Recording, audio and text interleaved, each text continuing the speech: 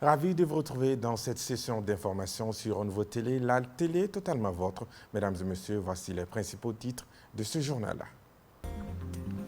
Des milliers de passagers restent bloqués dans des conditions difficiles entre Sévaré et Gao depuis plusieurs semaines à cause du blocus imposé sur la route nationale numéro 16. Une situation qui inquiète les autorités des localités d'accueil. Les détails dans cette édition. Pour promouvoir l'excellence à l'école, l'Académie d'enseignement de Bamako Rive Droite a récompensé ses meilleurs élèves admis aux différents examens. C'était sous la présidence du ministre de l'Éducation nationale. Les 25 joueurs sélectionnés pour affronter le Soudan du Sud, comptant pour la 6e journée éliminatoire de la CAN 2023 et le match amical contre la Côte d'Ivoire sont désormais connus. La liste a été dévoilée par Éric Sekouchel ce vendredi en conférence de presse. Voilà pour le sommaire.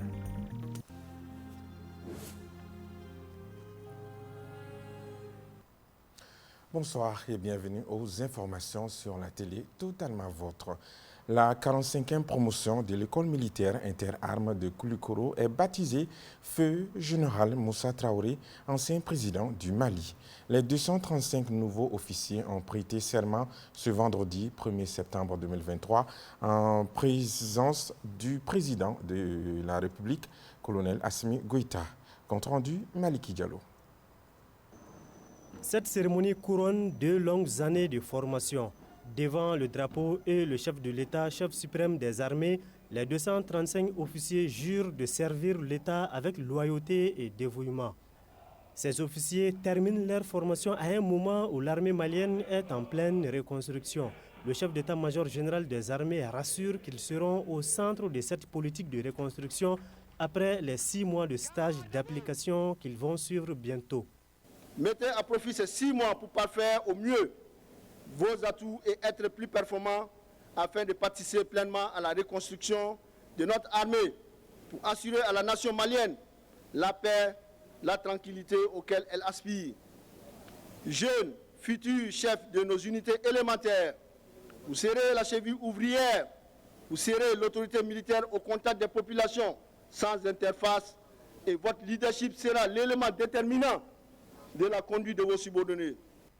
Sur proposition du colonel Assimi Goïta, chef de l'État, chef suprême des armées, la 45e promotion de l'EMIA est baptisée Feu général d'armée Moussa Traoré.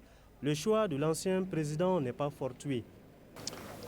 À la proclamation de l'indépendance du Soudan français sous le nom du Mali, le 22 septembre 1960, c'est bien ce jeune officier d'alors qui, depuis la France, adressa à l'Union soudanaise RDA les félicitations de toute la promotion des ressortissants soudanais qui assurèrent par la même occasion de leur disponibilité à rentrer au pays pour servir leur patrie. Famille, proches et invités, tout le monde est fier du parcours des jeunes officiers et compte sur eux pour relever les défis du moment. Vu la situation de ce pays maintenant, je leur demande d'être courageux, d'être engagés pour leur pays, qui est le Mali, et le Seigneur va les aider. Un conseil de suivre les pas de leur parrain, Feu général d'armée Moussa Traoré, qui a été exemplaire dans le service militaire, exemplaire dans le service de la nation, exemplaire même au niveau international. Que les jeunes officiers soient exemplaires dans leur... Les 235 officiers sont de 9 nationalités, dont 216 du Mali, 1 du Cameroun, 1 du Congo, 2 de la Guinée, 4 de la Mauritanie, 2 du Niger, 2 du Sénégal, 4 du Tchad et 3 du Togo.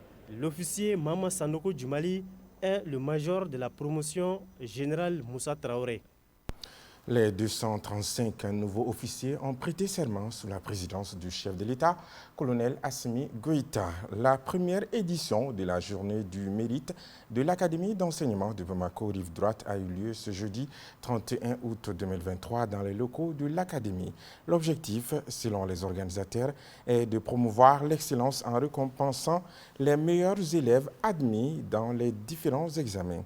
La cérémonie était placée sous la présidence du ministre de de l'Éducation nationale, ainsi que les acteurs de l'éducation. On en parle avec Awa Sanogo. Ils étaient au nombre de 15 élèves à être récompensés pour cette première édition de la Journée du mérite organisée par l'Académie de Bamako Rive Droite. Une manière pour cette académie d'encourager et célébrer les meilleurs candidats admis aux différents examens. Aujourd'hui, ces enfants sont à l'honneur. Aujourd'hui, leurs parents sont à l'honneur. Nous avons voulu les présenter aux autres pour qu'ils servent d'exemple, pour qu'ils puissent servir d'exemple aux autres, qu'ils puissent aussi marcher sur les pas, afin que ce Mali que nous aimons tant puisse produire de bons produits. Ce que vous voyez aujourd'hui, ce n'est pas moi seul. Certes, aujourd'hui, c'est une fierté pour moi, mais c'est la conjugaison d'efforts. La marraine de l'événement, Camara Nana Kadjakone, présidente de l'Association des promotrices d'écoles privées du Mali, ainsi que le ministre de l'Éducation nationale ont apprécié l'initiative de la directrice de l'Académie d'enseignement de Bamako Rive Droite, qui, selon eux, contribue à la promotion de l'excellence chez les élèves. Nous célébrons la journée de l'excellence pour créer une rivalité entre les élèves, pousser les uns et les autres à rechercher l'excellence. Pour tout dire, c'est pour avoir un monde scolaire excellent. Il montre le chemin à tous les jeunes Maliens, la voie à tous les jeunes Maliens, la voie qui mène vers la réussite, vers la formation de ressources humaines compétitives. Les lauréats de cette première édition ont remercié les responsables de l'Académie de Bamako Rive Droite pour ce geste en leur endroit. C'est un sentiment de joie et de reconnaissance qui m'anime pour les efforts que les autorités ont fait, particulièrement le ministre et la directrice de l'Académie. C'est un moyen pour nous, un moyen de nous encourager et également encourager les jeunes générations à venir. Au cours de cette cérémonie, la marraine de cet événement, Camara Nana Kadjakone, présidente de l'Association des promotrices d'écoles privées du Mali, a offert 2 ordinateurs au premier national du bac et au premier national du DEF. Travailleur de l'État, Syntad UNTM de l'INPS a à sa tête un nouveau secrétaire général. À l'issue d'une assemblée générale ordinaire, Oumar Djibril Diakité, dit Jean, a été porté de façon consensuelle à la tête d'un nouveau bureau de plus de 43 membres. Tenu dans les locaux de l'INPS, ce renouvellement a été présidé par le secrétaire général de l'UNTM, Yacouba Katile. Adam Tangara, Mantala Ouattara, compte rendu. Réunis en assemblée générale ordinaire, les travailleurs de l'Institut national de prévoyance sociale INPS ont procédé au renouvellement de leur bureau syndical. Une occasion pour le secrétaire général sortant de rappeler quelques actions phares de son mandat. Notre mandat a surtout été marqué par un mouvement interne tel que l'INPS n'a jamais connu depuis sa création en 1957. Ça, c'est la grève. Pour la première fois dans l'histoire de l'INPS, nous avons déclenché à l'interne une grève qui a abouti au paiement de 20%, l'augmentation de 20% obtenue par l'INPS. À l'issue des travaux, Oumar Djibril Diakité, dit Jean, est élu par consensus secrétaire général de la section Syntad de l'INPS. Un consensus électoral que le nouveau secrétaire général place sous le signe de la continuité. C'est la continuité qui va suivre. L'ancienne équipe était là, nous serons là maintenant pour pouvoir gérer avec intelligence, avec l'administration de l'INPS, sans tiraillement ni rien, pour pouvoir en venir au bon résultat. Nous avons des revendications, ce qui est sûr. On va établir un cahier de doléances pour ça, soumettre à la direction. Quant au secrétaire général de l'UNTM, il a jugé nécessaire de donner quelques conseils à son camarade de lutte. C'est d'être dans la complicité positive avec l'administration. Et tout compromis qui ne crée pas d'autres difficultés à l'administration et au travers qu'on soit vraiment dans cette logique. C'est des compromis, ce n'est pas des compromis. À noter que ce nouveau bureau de la section Saint-Ad-UNTM de l'INPS est composé de 43 membres. L'association de formation et d'appui au développement ONG AFAD sur le financement de la Suède à travers Save Children a organisé du 29 au 31 août 2023 à Bamako un atelier de réflexion avec les organisations de la société civile malienne sur l'impact de l'évolution de l'espace civique sur les activités et les défis à relever au Mali. Objectif, dégager les pistes de solutions pour améliorer l'espace civique malien favorable aux enfants. Oumar Kouita, Mohamed Touré. Cet atelier sur l'espace civique au Mali est le 4e volet de la mise en œuvre du projet de renforcement de la société civile pour les droits de l'enfant.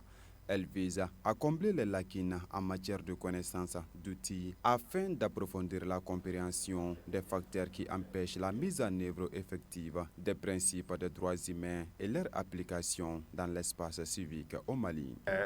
AFAD a souhaité organiser cette activité de réflexion pour renforcer les organisations de la société civile sur l'espace civique, sur les notions en matière de démocratie, parce que qui parle d'espace civique aussi parle de démocratie. Alors que l'espace civique, c'est vraiment le lieu d'expression dans le strict respect de la loi et de nos us et coutumes.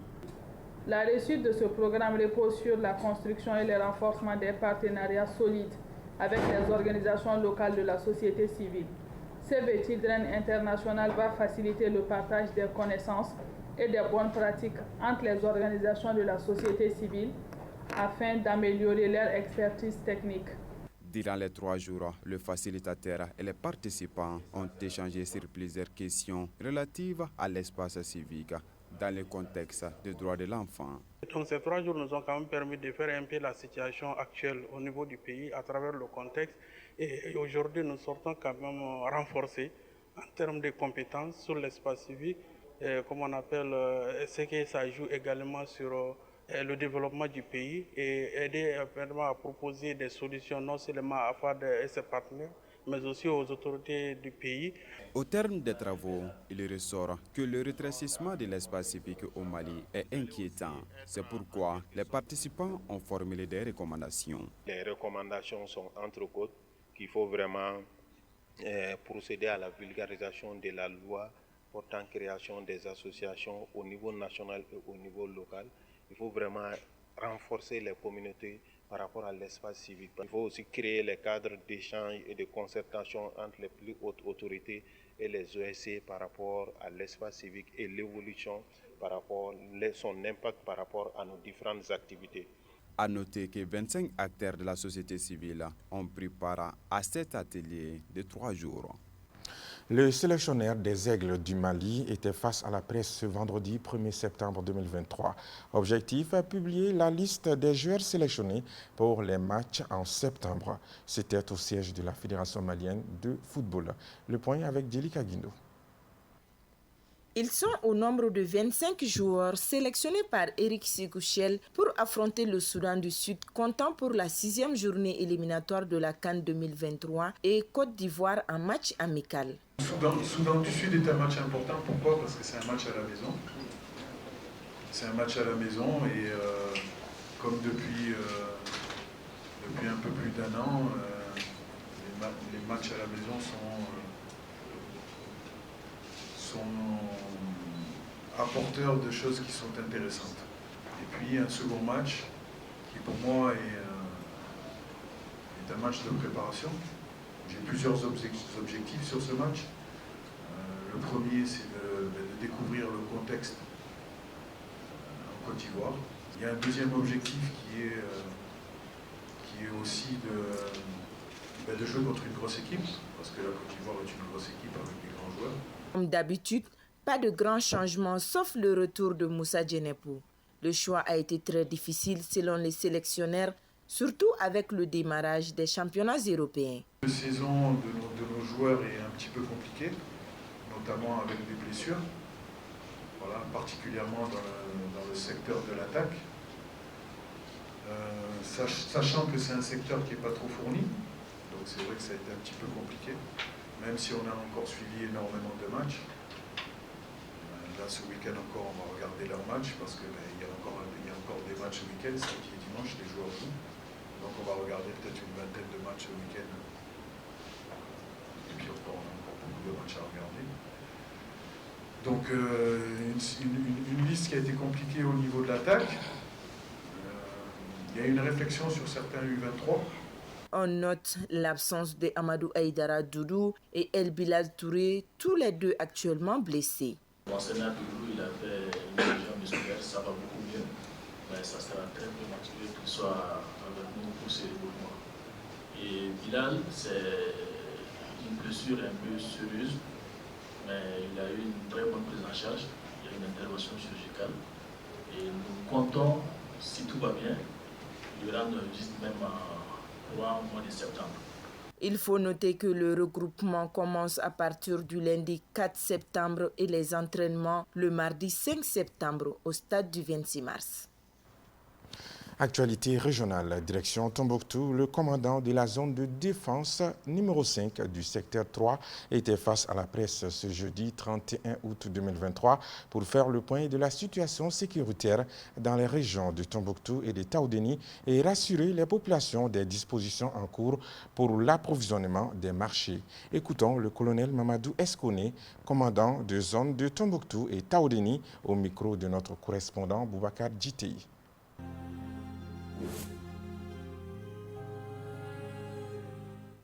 Dans le cadre de la rétrocession des sites municipaux au FAMA, conformément aux directives de l'état-major général des plus hautes autorités du pays et en accord avec la MINUSMA, nous avons procédé à l'occupation du site de Ber et de celui de Gounam. Si celui de Gounam n'a pas connu assez de problèmes, mais pour Ber, c'est émaillé d'incidents, de combats violents. Vous savez que l'occupation de Ber ne serait pas facile. C'est pourquoi les plus hautes autorités, c'est pourquoi toute la hiérarchie militaire, et nous, à notre niveau plan tactique, nous avons pris toutes les dispositions nécessaires pour que l'opération Ber soit une réussite. Et ça a été une véritable réussite, un véritable succès militaire. Pour affirmer davantage la souveraineté de l'État malien, c'est désormais le drapeau malien qui flotte à Ber, et c'est là définitivement. Et au nom de toutes les autorités et de mes collègues ici présents, je tiens à rassurer toutes les populations que déjà, en accord avec le président des commerçants, le président des transporteurs, qui sont tous présents ici dans la salle, en accord avec toutes les autorités politiques et administratives de Tombouctou, de Taoudéni et de Ber, nous avons pris toutes les dispositions pour assurer un approvisionnement permanent des villes de Tombouctou et de Taoudéni. Depuis plusieurs semaines, des groupes armés extrémistes empêchent la circulation des personnes et des biens sur la route nationale numéro 16 qui relie la ville de Sévaré à celle de Gao. Actuellement, plus d'1 millier de voyageurs sont bloqués dans la ville de Boni, souvent dans des conditions très difficiles, alors que les négociations entre les leaders locaux et les chefs terroristes continuent. Gabriel Keita, le point. Depuis quelques semaines, l'axe routier menant à Gao et à Tombouctou sont perturbés par des hommes armés. Des passagers et transporteurs connaissent des situations très difficiles. À Boni, tout comme à Douazan, c'est la désolation totale qui se lit sur le visage des passagers. Actuellement, plusieurs bus sont bloqués à Boni et les voyageurs au nombre d'1 millier manquent presque de tout. Depuis mercredi, les autorités locales, notamment la mairie, essaient de leur apporter quelques soutiens. Pendant ce temps, les négociations sont en cours. Il y a l'initiative des légitimités traditionnelles d'un côté et de l'autre celle des transporteurs routiers qui trouvent parfois individuellement des accords avec les combattants djihadistes. La levée du blocus soulagera évidemment les habitants de Boni et des alentours, mais aussi ceux de Mopti et Gao, qui sont également privés du fait de l'impossibilité d'emprunter cette route d'une partie de leur source d'approvisionnement. Ce n'est pas la première fois que cette situation se produit. L'année dernière, entre le 25 mai et le 31 août, le 25 mai, la ville de Mopti avait été sous embargo djihadiste. La Katiba Serma, membre du groupe de soutien à l'islam et aux musulmans liés à Al-Qaïda, ce sont des négociations qui ont finalement permis de rétablir l'accès à la ville. Et face à la situation de détresse des passagers bloqués à Douentza, le gouverneur de la région de Douentza a convoqué une réunion d'urgence ce vendredi 1er septembre 2023 avec les points focaux humanitaires dans les locaux du gouvernorat. Cette rencontre avait pour but de les informer sur la situation des passagers bloqués à Douentza. En plus des humanitaires, le gouverneur a lancé un SOS à toutes les forces vives et les personnes de bonne volonté de la ville afin de soutenir les passagers du blocus de la RN16 au niveau de sa ville. 2 semaines après le décès de Abdelkader Traoré, professeur de médecine interne à la faculté de médecine et d'odontostomatologie et directeur de l'université numérique francophone mondiale pour le Mali, une délégation sénégalaise a été reçue par la famille du défunt ce jeudi 31 août 2023. La délégation conduite par l'honorable Oumar Youm était porteuse d'un message de condoléances du chef de l'État sénégalais. Ne dit-on pas, on y reconnaît ses vrais amis que pendant les moments difficiles. C'est pourquoi le chef de l'État sénégalais a jugé nécessaire de dépêcher cette délégation parlementaire au Mali pour marquer sa solidarité et sa compassion à la famille Traoré en cette circonstance douloureuse. Un professeur agrégé des universités, un professeur de médecine, compétent, talentueux, investi dans le développement de son pays et qui exerçait sa profession avec beaucoup d'humilité, beaucoup de rigueur professionnelle. C'est une perte pour le Mali. Quand on dit une perte pour le Mali, on dit une perte pour le Sénégal, forcément. Parce que le Sénégal et le Mali, c'est 2 pays frères qui partagent la même histoire, partagent la géographie, qui partagent les valeurs culturelles, éthiques. Et donc, ce qui touche le Mali, forcément, touche le Sénégal. Ce qui touche le Sénégal, touche le Mali. Touché par cette considération de l'État sénégalais, la famille du défunt a exprimé toute sa reconnaissance à la délégation et à tous ceux qui l'ont assisté dans ces moments difficiles. Le président Macky Sall a trouvé le moyen de nous envoyer aujourd'hui une forte délégation dans la famille, ici, pour vraiment présenter ses condoléances et nous apporter son réconfort. Donc vous pouvez imaginer que ce moment est pour moi un moment, c'est vrai, d'honneur, certes c'est vrai, mais qui me pousse aussi à dire que le Sénégal et le Mali c'est le même pays. Je remercie tous et toutes les personnes qui ont quand même participé à cet événement douloureux, qui nous ont accompagnés pendant cette période. Il faut noter que la délégation était composée des conseillers spéciaux du président de la République sénégalaise, des parlementaires et le représentant du parti au pouvoir au Sénégal. Si tu juges les gens, tu n'as pas le temps de les aimer. Proverbe africain, excellente soirée à tous. À très bientôt.